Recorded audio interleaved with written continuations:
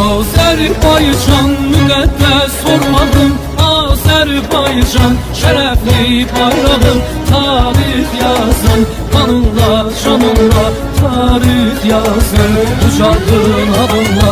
Azerbaycan müqəddəs sormadım, Azerbaycan şərəfli bayrağım. Yenə candan can ayrıldı, şəhidim var Azərbaycan, vətən sağ olsun deyən igidim var Azərbaycan. Neçə analar qaldı oğulsuz, uşaqlar da oldu arxa dayaksız, çoxları qaldı həyatda yarsız, ən uca zirvəyə qalxıcı şəhidlər. Qürurluydu bu Qarabağ səfəri, bu torpağın hər oğlu, hər nəfəri. Qanımızda qazanmışıq bu zəfəri, bu zəfərin mübarəkdir ey vətən. Şuşamızda dağlar başı dumanlı, daha bir də kimsə olmaz gümanlı.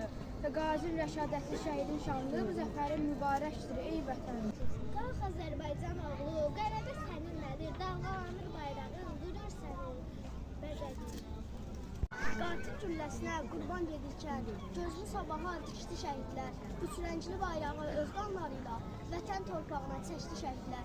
Zalım ölməsin zülümləri ilə, minbir böhtanıyla, minbir şəri ilə, həqiqət uğrunda ölümləri ilə, ölümü kamına çəkdi şəhidlər.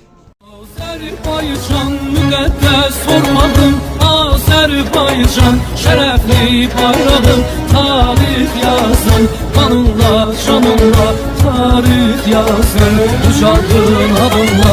Azerbaycan müqəddəs sormadım, Azerbaycan şərəfli bayrağım, tarix yazın, qanınla, canınla, tarix yazın, ucaldın adınla, ucaldın